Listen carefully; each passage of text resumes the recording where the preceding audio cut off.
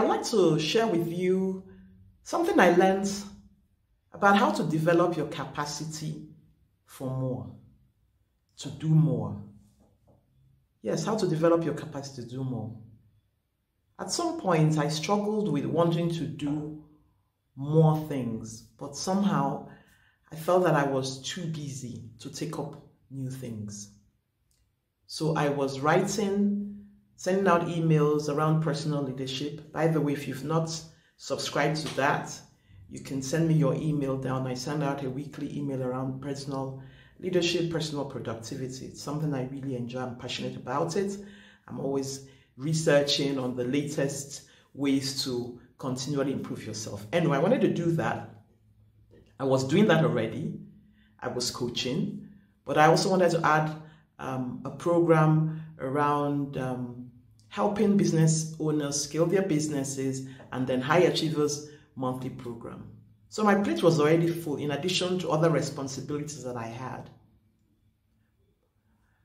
Then I became part of, joined a mastermind group, excellent mastermind group sessions on ways to, we're learning how to develop one's capacity to take up more. It was then I discovered that I lacked the awareness of how to develop my capacity. And that's why awareness is just so important.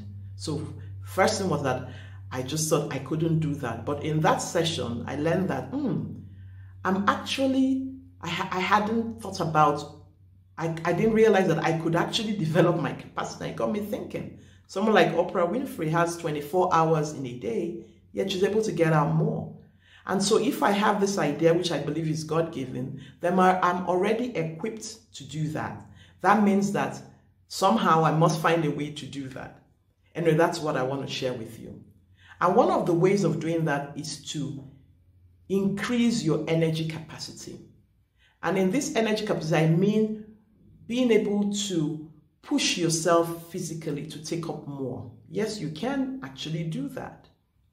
You see, time is limited and you cannot increase your time, but you can increase the energy to get more things done within the same time.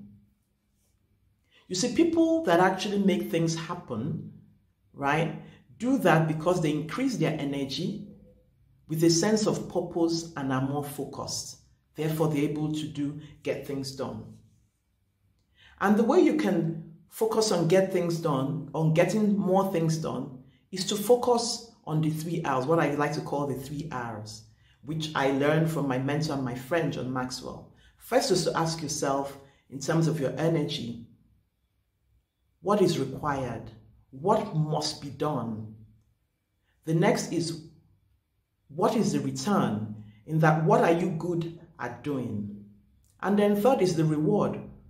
Where will you get the maximum return on your investment?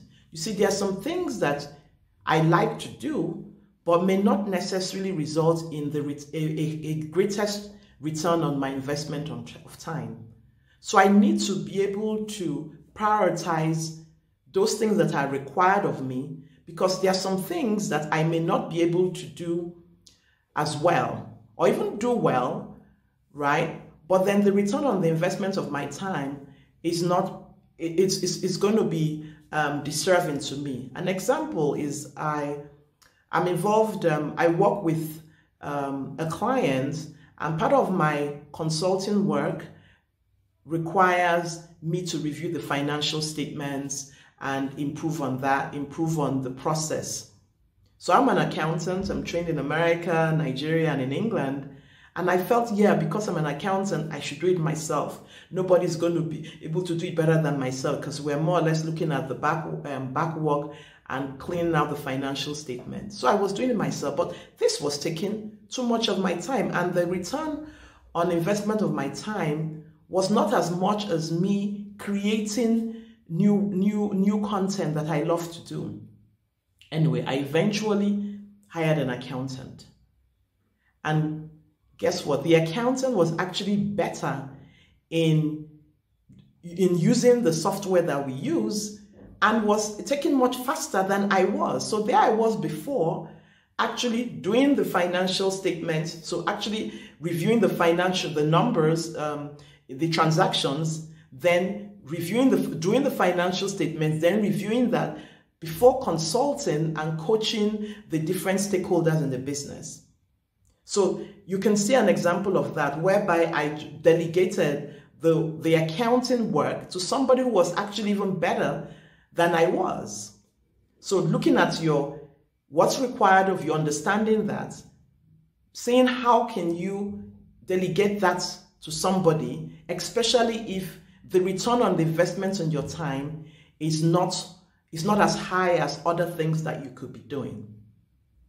And then it's also important to ask yourself some very important questions around energy. And some of these questions include, when are you fully charged? Do you know when you're fully charged? And do you even know what fully charges you? It's important to be able to realize that, so that you can be able to spend time on doing things that fully charge you. Do you also know what wears you down? Now, if you don't know what wears you down, you can continually be in that atmosphere of things that wear you down and you're not even aware of that. A third question to ask yourself is, how accessible are your energy pluses?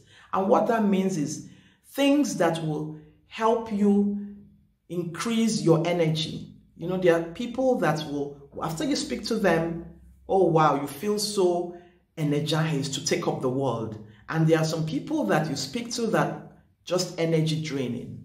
Of course, you know that you can also speak to people who are energy draining when you know that you are the one trying to lift up somebody. But you don't want to do that when you know what, I need some energy boosting. So for example, I know that one of the things that charges me up is when I listen to some uplifting spiritual music. I feel ready to conquer the world. Then, what do you need to do to be fully energized? Another question is, when do you need to be full of energy? Do you know when you need to be full of energy? Now, obviously, when you need to be full of energy, in my case, for example, is that I need to be full of energy when I'm being very creative. I need to know that I'm fully ready to give my best. And also, it's important to remember that you cannot work on things that require so much of you for a very long period of time. So I may start my day, for example, on very high energy, on work that requires a lot of high energy and to be fully present. For example, creating content, writing. And then I can work on things that do not require much of my energy. For example, responding to emails, responding to different comments and things like that. What about you? What activities in your life require high energy and what activities require not as much energy? And a fifth question to ask yourself is, where in your calendar do you have the space? And where is the space? Where is the space for things you need? And the fifth question is, where is the space for the things that you need but you have not planned?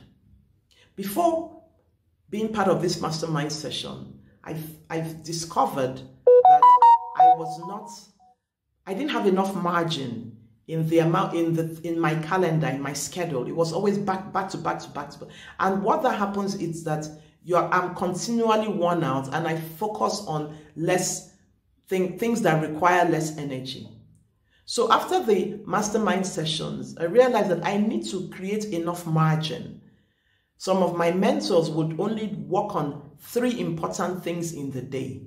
Meanwhile, they have 24 hours, but they know that those 3 important things require them to be top shape, and they're able to get these things done much more effectively and giving it all in their all. This is much better than having like a list of 10 things and you do things half measure. So now I ensure that my calendar or my priorities are 3 to no more than 5. And the more margin that you have, the more energetic you become, right? So Very, very important. So what are the areas that you use to develop your high energy capacity? And the fifth question to ask yourself is, where is the space for the things that you need but you have not planned for? And that can be found in your calendar. Interestingly, my mentors usually schedule 3 important things they may do in a day. So they have a lot of margin to show out fully for the 3 most important things they need to accomplish in a day. So it's not really how much you put into your day, but really the quality of time that you devote for that. Up until now, I realized that I did not give myself enough margin in the day. You know, I packed too many things trying to get more done. But I found out that was counterproductive, because to come into an activity or a task fully present, fully energy, requires you to give yourself enough time, enough margin for you to be your best self in that activity. So I've reduced mine down to 3 to 5 days, and I can tell you the difference that it makes. Also, the more margin that you allow, the more energetic you become. And so this has really served me quite a lot. So I wanted to share these with you on how you can develop more capacity to do more.